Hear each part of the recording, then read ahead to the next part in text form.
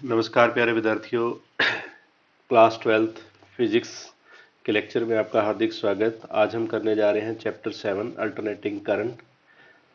इसके अंतर्गत आज का हमारा पहला टॉपिक रहेगा electric current and it's type.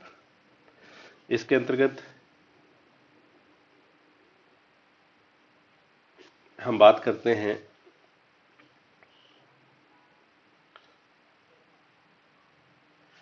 Electric current क्या होता है भाई। तो सबसे पहले इलेक्ट्रिक करंट की बात करते हैं।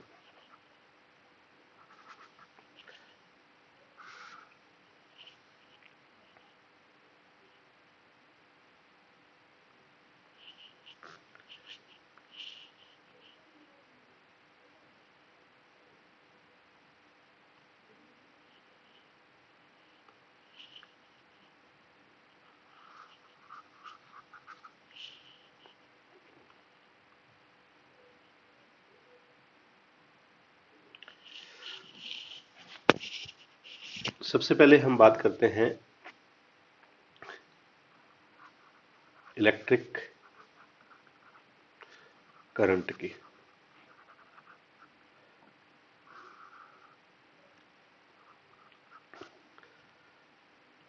तो अगर कोई हमारे पास कंडक्टर है और इस कंडक्टर से चार्ज फ्लो हो रहा है, हम कंसीडर कर लेते हैं कि इससे क्यू चार्ज फ्लो हो रहा है और क्यू चार्ज फ्लो होने में टाइम टी लगता है।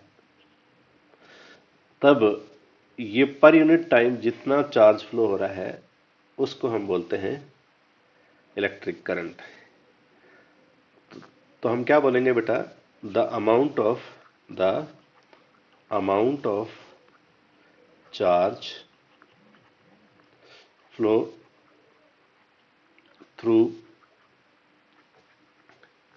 A conductor in per unit time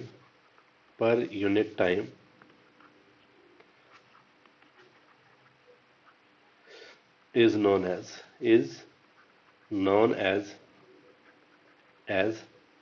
electric current, जिसको हम क्या बोलते हैं बेटा, इलेक्ट्रिक करंट।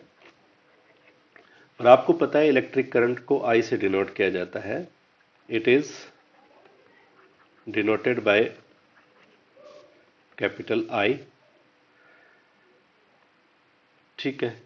और एक हमने एक और डेफिनेशन पढ़ी थी, इंस्टेंटेनियस करंट की।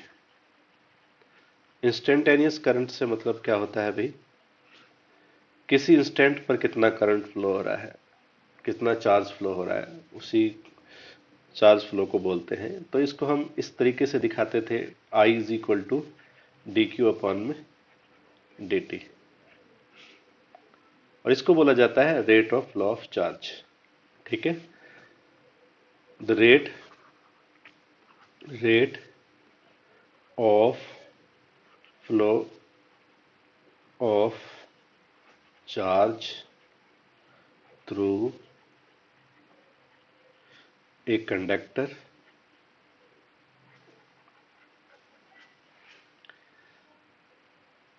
is known as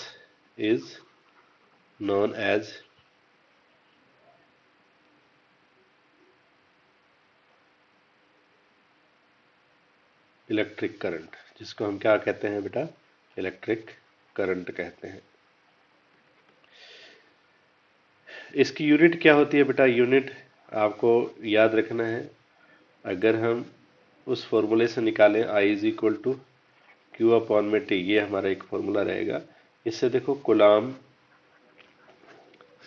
पर सेकंड हो जाएगा, और इससे भी अगर हम निकालना चाहें तो सेम टू सेम आएगा। और इसी को एक नया नाम दे दिया गया था साइंटिस्ट एम्पियर के नाम से।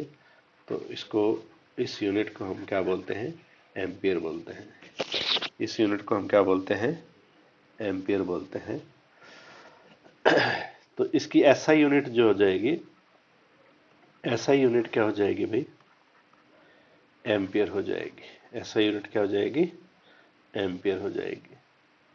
जबकि डायमेंशन की अगर हम बात करें तो इसकी डायमेंशन जो होती है वो होती है M0 L0 T0 A1। ये इसकी डायमेंशन हो जाएगी। तो ये तो था इलेक्ट्रिक करंट जो हम पहले पढ़ करेंगे बेटा, types of electric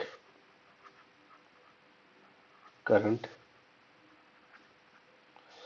electric current के क्या टाइप होते हैं, तो पहला टाइप की बात हम कर देते हैं।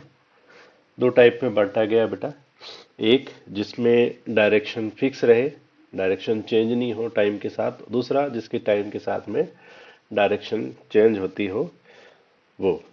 तो डायरेक्शन के बेस पे दो टाइप से बांटा गया है बेटा। एक तो डायरेक्ट करंट, क्या बोलते हैं, डायरेक्ट करंट, और दूसरे को बोला जाता है बेटा अल्टरनेटिंग करंट। Alternating current.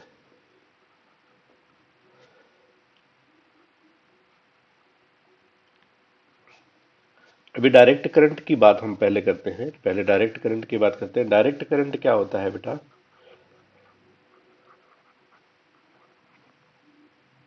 जो हमें किसी सेल, बैटरी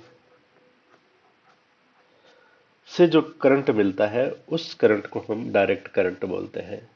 या डीसी जनरेटर हो सकता है, उससे जो हमें करंट मिलता है उस करंट को हम क्या बोलते हैं, डायरेक्ट करंट बोलते हैं। और डायरेक्ट करंट क्या होता है, the current whose direction does not change with time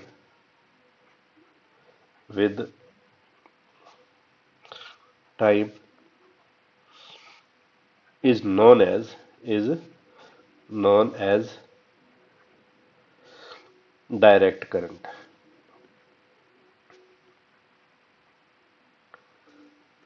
इसका अगर हम ग्राफ बनाना चाहें तो ये हमारे पास दो एक्सिस है बेटा, एक एक्स एक्सिस है, दूसरा हमारे पास वाई एक्सिस है। वाई एक्सिस पे हमने करंट को दिखा दिया और इस तरफ हम टाइम को दिखा रहे हैं। अगर करंट की वैल्यू इस 0 पॉइंट के ऐसे ऊपर नीचे हो रही हो तो हम कहते हैं कि उसकी डायरेक्शन चेंज हो रही है। लेकिन डायरेक्ट करंट के केस में ऐसा नहीं होता है, उसकी वैल्यू जो है हमेशा क्या रहती है, पॉजिटिव रहती है और एक फिक्स डायरेक्शन रहती है। एक फिक्स डायरेक्शन में ये चलता रहता है। मैग्नीट्यूड हो सकता है चेंज हो जाए, लेकिन डायरेक्शन जो है वो हमेशा एक डायरेक्शन में फिक्स रहती है।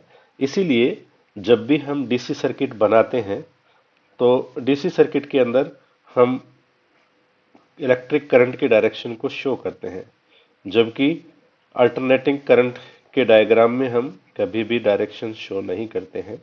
यही रीजन है, क्योंकि डीसी जो करंट है, डीसी करंट की डायरेक्शन क्या रहती है, फिक्स रहती है, चेंज नहीं होती है। इसलिए इसको शो किया जाता है डायग्राम में। अब हम बात करते हैं types of direct current. Types of direct current में दो टाइप के करंट होते हैं। डायरेक्शन का तो आपको पता है कि फिक्स रहती है, डायरेक्शन चेंज नहीं होती है, लेकिन मैग्नीट्यूड के बेस पे इसके दो टाइप बनाए गए हैं। पहला टाइप है कांस्टेंट करंट। क्या बोलते हैं, कांस्टेंट करंट। दूसरा है वेरिएबल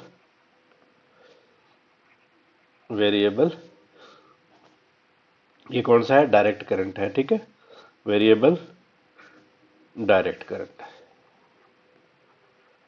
कांस्टेंट डायरेक्ट करंट और वेरिएबल डायरेक्ट करंट। हम बात कर लेते हैं पहले कांस्टेंट डायरेक्ट करंट क्या होता है।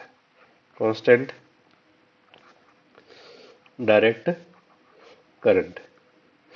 कांस्टेंट डायरेक्ट करंट में बेटा देखो,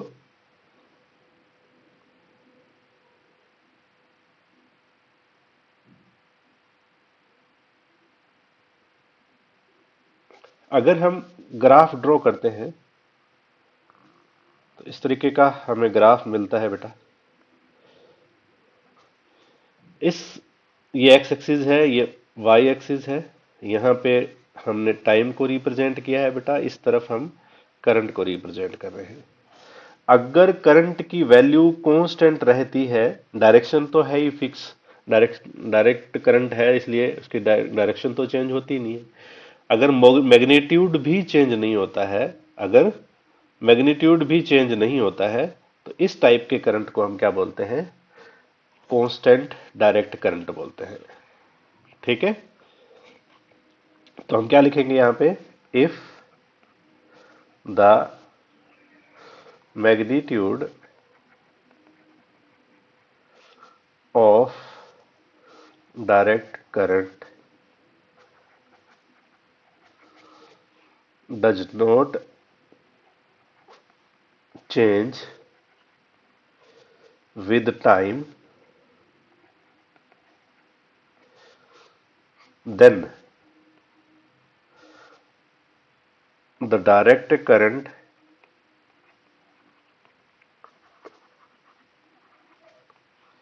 is called constant direct current. इसको हम क्या बोलते हैं? कांस्टेंट डायरेक्ट करंट बोलते हैं बेटा, जो कि जिसको हम वेरिएबल डायरेक्ट करंट के नाम से जानते हैं। Variable direct current, variable direct current में क्या होता है? वेरिएबल डायरेक्ट करंट जिसका मैग्नीट्यूड जो है टाइम के साथ में कम या ज्यादा होता रहता है, टाइम के साथ में वैरी करता है, या तो कम होता है या फिर ज्यादा होता है, उस करंट को हम क्या बोलते हैं? वेरिएबल डायरेक्ट करंट बोलते हैं। The direct current whose direct, यहां पे करंट भी लिखना था, current whose magnitude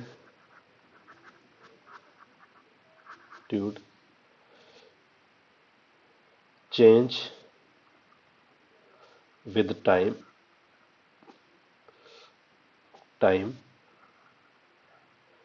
is known as variable direct current. Variable direct current, उसको हम क्या बोलते हैं? वेरिएबल डायरेक्ट करंट बोलते हैं। और इसके लिए अगर हम ग्राफ ड्रॉ करना चाहें तो कितने टाइप के ग्राफ हो सकते हैं ये देखें। पहला ग्राफ है हमारा ये,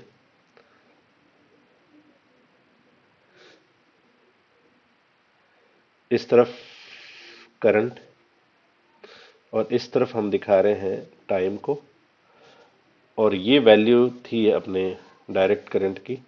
डायरेक्शन तो फिक्स है, डायरेक्शन चेंज नहीं हो रही, ओनली मैग्नीट्यूड चेंज हो रहा है। तो हम इसको इस तरीके से दिखा सकते हैं, इसकी वैल्यू हल्की सी फ्लक्चुएशन आ रहा है, इसमें थोड़ी सी कम या ज़्यादा हो रही है।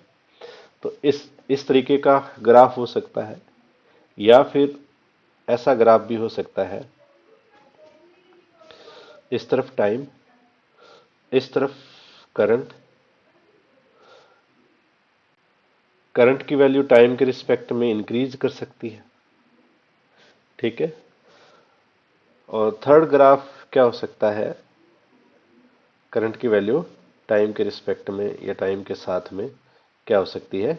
डिक्रीज हो सकती है। तो इस तरीके का ग्राफ रह सकता है। तो ये ग्राफ हो सकते हैं। तो ये थे डायरेक्ट करंट और वेरिएबल करंट के। डायरेक्ट करंट के दो टाइप्स पढ़े थे हमने, एक तो पढ़ा था कांस्टेंट डायरेक्ट करंट और दूसरा ये था। हम बात करते हैं करंट के दूसरे टाइप की, डायरेक्ट करंट के बाद में दूसरा टाइप जो करंट का है वो है alternating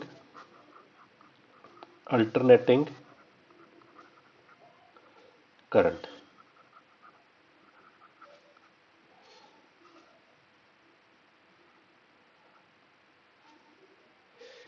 the current the electric current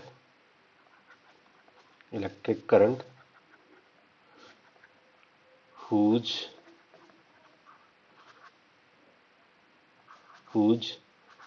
magnitude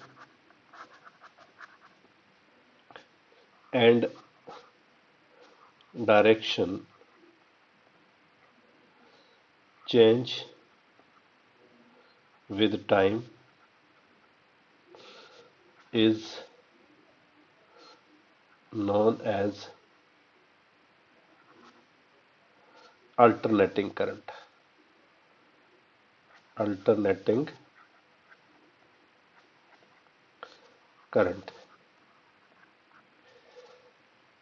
तो ऐसा करंट जिसकी वैल्यू क्या है, टाइम के रिस्पेक्ट में, टाइम के साथ में चेंज होती रहे, उस करंट को अपने क्या बोलते हैं, अल्टरनेटिंग करंट बोलते हैं। अब ये वैल्यू जो है जीरो है, इसके नीचे की तरफ जो वैल्यू होगी हमारी करंट की वो नेगेटिव होगी, ऊपर की तरफ जो करंट की वैल्यू होगी वो पॉजिटिव होगी। ठीक है। और करंट की वैल्यू अगर इस तरीके से चेंज होती है टाइम के साथ में, इस तरीके का चेंज आता है करंट में, तो इस टाइप के करंट को अपने क्या बोलते हैं, अल्टरनेटिंग करंट बोलते हैं। क्यों? क्योंकि देखें अलग अलग टाइम, जब हम टाइम को इस तरफ ले रहे हैं, टाइम हमारा इस तरफ है भाई, और इस तरफ हम करंट को ले रहे हैं, तो जैसे जैसे टाइम इंक्रीज करता जा रहा है करंट की वैल्यू वेरी हो रही है और बढ़ती जा रही है। यहाँ पे मैक्सिमम हो जाएगी, इसके बाद में फिर डिक्रीज करेगी और डिक्रीज करेगी, एक पॉइंट ऐसा आएगा जहां पे ये जीरो हो जाएगी। ठीक है। और अल्टरनेटिंग करंट सोर्स या कोई वोल्टेज सोर्स को अगर हम दिखाते हैं, अगर यहाँ पे हम कोई सर्किट बना रहे हैं और एसी सर्किट दिखा रहे हैं इसको, तो एसी सर्किट दिखाने के लिए हम इस साइनोसॉइडल सिंबल का यूज करते हैं, और करंट की डायरेक्शन कभी भी हम इसमें शो नहीं करते हैं। क्यों? क्योंकि करंट की डायरेक्शन चेंज होती रहती है। जैसे कि भारतीय घरों में करंट के चेंज होने की जो फ्रीक्वेंसी रहती है वो 50 हर्ट्ज होती है, यानी कि एक सेकंड में 50 बार वो अपनी डायरेक्शन बदलती है।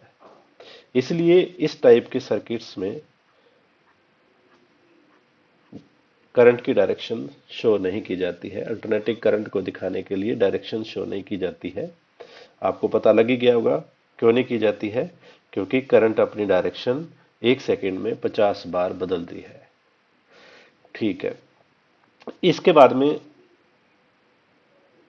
हम बात करते हैं types of alternating current. Types of alternating current. Alternating current. Alternating current के टाइप कितने हैं, हम इसमें सिर्फ टाइप्स की बात करेंगे। पहला टाइप है square wave.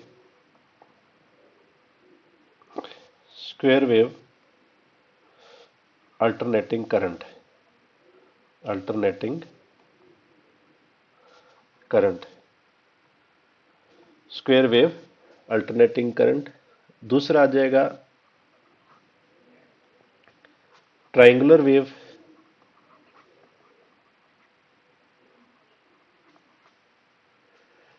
Alternating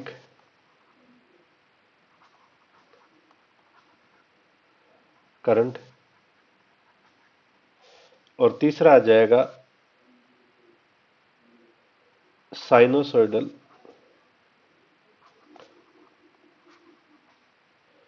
wave alternating alternating current. ये 3 टाइप के अल्टरनेटिंग करंट होते हैं। वैसे तो खूब सारे प्रकार हैं, लेकिन हम सिर्फ इन तीनों की ही बात करेंगे। अब बात करते हैं हम 1 नंबर की, जिसको हम बोल रहे थे square wave. Square wave alternating current. Square wave alternating current. Square wave alternating current में जो हमारा ग्राफ रहेगा बेटा, इस तरीके का रहेगा। सिर्फ ग्राफ ही बनाना, ज्यादा कुछ नहीं है इसमें। इसमें हम यहां t/4 दिखाएंगे टाइम, यहां पे t/2। ये t क्या है? टाइम पीरियड है। 3t/4 हो जाएगा यहाँ, और यहाँ कंप्लीट एक साइकिल कंप्लीट हो जाएगा t।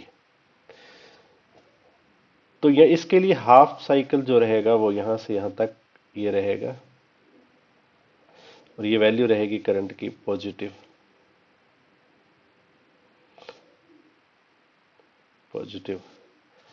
और इस हाफ साइकिल के लिए यहां से यहां तक फिर ये वैल्यू रहेगी नेगेटिव, और नेगेटिव में Im। ठीक है। इसके लिए देखो, अगर t की वैल्यू 0 से बड़ी है और t की वैल्यू t/2 से छोटी है, तब I की जो वैल्यू रहेगी वो पॉजिटिव रहेगी और Im रहेगी। जबकि अगर t की वैल्यू t/2 से बड़ी है लेकिन t से छोटी है, t/2 और t के बीच में है ग्राफ, तो ये वाली वैल्यू रहेगी, जो कि क्या रिप्रेजेंट करती है? I is equal to -Im, negative रहेगी। ठीक है। ये जो रेंज है, ये वाली, ये रेंज किसको रिप्रेजेंट करती है? इस वैल्यू को रिप्रेजेंट करती है। मतलब यहां से यहां तक ये 0 है। 0 से t/2 जो है हमारा, जिसको हम कह रहे हैं triangular wave, triangular wave alternating current. Triangular wave alternating current. तो इसमें भी हमें ग्राफ ही बनाना है, ज्यादा कुछ नहीं है। ये हमें वैल्यूज दिखानी, ये 0 है, t की वैल्यू यहाँ 0 है, यहाँ t/4 है, यहाँ t/2 है, यहाँ 3t/4 है, यहाँ पे t है। ठीक है। फर्स्ट हाफ साइकिल में t की जो इसकी करंट की वैल्यू जो रहेगी मैक्सिमम रहेगी, वो Im, और ये इधर नेगेटिव में मिनिमम रहेगी -Im। ठीक है। तो यहां से देखें बेटा, यहां से यहां तक की वैल्यू इंक्रीज करेगी इस तरीके से, और फिर यहां से यहां तक डिक्रीज करेगी, फिर यहां से इसकी डायरेक्शन चेंज होगी और ये डिक्रीज करेगी, फिर यहां से यहां तक ये रहेगी। तो इस तरीके से एक ट्राइंगल बनता है, इस तरीके का ये, और ये देखो ट्राइंगल बन रहा है, इसलिए इसको ट्राइंगल वेव अल्टरनेटिंग करंट बोलते हैं। यहां पे इसके लिए देखो, जब t की वैल्यू 0 है तब I की वैल्यू क्या है? 0 है। जब t की वैल्यू t/4 है तब I की वैल्यू क्या है भाई? Im होगी। जब t की वैल्यू t/2 है तब I की वैल्यू देखो बेटा, I की वैल्यू क्या होगी? 0 हो जाएगी। फिर t की वैल्यू 3t/4 है, तब I की वैल्यू क्या हो जाएगी? I की वैल्यू यहां पे नेगेटिव Im हो जाएगी। फिर से t की वैल्यू अगर कैपिटल T है तो आई की वैल्यू फिर से क्या हो जाएगी, 0 हो जाएगी। तो ये कंडीशन रहे हैं 3 नंबर में। और बात चल रही है बेटा अल्टरनेटिंग करंट की, और अल्टरनेटिंग करंट की थर्ड टाइप्स की बात कर रहे हैं हम, साइनोसॉइडल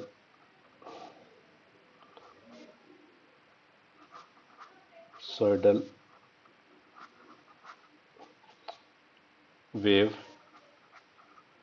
अल्टरनेटिंग करंट।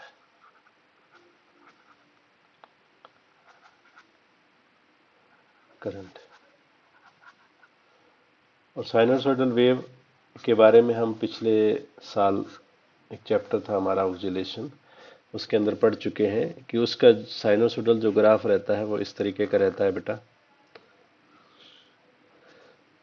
इस तरीके का रहता है। ये जो ग्राफ है ये साइनोसॉइडल ग्राफ है, इस तरीके का ग्राफ रहेगा। और इसको अगर वैसे तो ये ठीक है, सही बना हुआ है। अब इसमें यहाँ पे ये t/4, यहाँ पे t, यहाँ पे 3t/4, यहाँ पे नहीं, ये t/2 है, यहाँ t आ जाएगा। तो इस तरीके का रहेगा। ये वैल्यू यहाँ पे मैक्सिमम रहेगी Im की, और यहाँ पे -Im रहेगी। और इस टाइप के करंट को हम इस तरीके से रिप्रेजेंट कर सकते हैं, I is equal to Im sine omega t, इस फॉर्म में लिख सकते हैं। और इस तरीके के ग्राफ हमने पिछले साल बनाए थे ऑक्सीलेशन में, ठीक है। अब इसमें भी जो वैल्यू जो है करंट की वो लगातार इंक्रीज कर रही है, यहाँ पे आने के बाद में मैक्सिमम हो जाती है, इसके बाद में फिर डिक्रीज करती है, यहाँ पे आने के बाद में फिर 0 हो जाती है, फिर यहाँ पे मिनिमम मतलब नेगेटिव हो जाती है, और यहाँ पे फिर 0 हो जाती है। तो इस तरीके का ये जो ग्राफ है साइनोसॉइडल वेव कहते हैं इसको। इसमें जो करंट की वैल्यू रहेगी जब t इज इक्वल टू 0 लेके चल रहे हैं, तो करंट की वैल्यू कितनी है, I इज इक्वल टू 0 है, ठीक है। t/4 पे कितना करंट आ रहा है भाई, कितनी वैल्यू रह रही है, t की वैल्यू जब t/4 है तब I की वैल्यू क्या है भाई, +Im रहेगा, पॉजिटिव रहेगा, पॉजिटिव वैल्यू है ये वाली, ठीक है। ठीक इसी तरीके से t की वैल्यू अगर t/2 हो जाए तो I की वैल्यू क्या रहेगी बेटा, यहां देखें, जब t की वैल्यू t/2 है तो I की वैल्यू 0 हो रही है, I की वैल्यू 0 हो रही है। ठीक इसी तरीके से हाँ, ट्राइंगुलर वेव और इसमें थोड़ा सा डिफरेंस ये है कि यहाँ पे ये स्ट्रेट लाइन थी, ये जो यहाँ का ये जो ग्राफ था वो स्ट्रेट लाइन था, लेकिन यहाँ पे है कर्व्ड लाइन है हमारी। t इज इक्वल टू अगर 3t/4 है, 3t/4 है तो हमें क्या मिलेगा, ये t है, 3t/4 है तो I की वैल्यू क्या है बेटा, यहाँ पे देखो ये नेगेटिव है, -Im है। और अगर t की वैल्यू t हो जाती है तो I की वैल्यू क्या आ जाती है भाई, 0 आ जाती है। तो इस तरीके से साइनोसॉइडल टाइप की वेव जो होती है वो दिखती है, और इसको हम इस तरीके से रिप्रेजेंट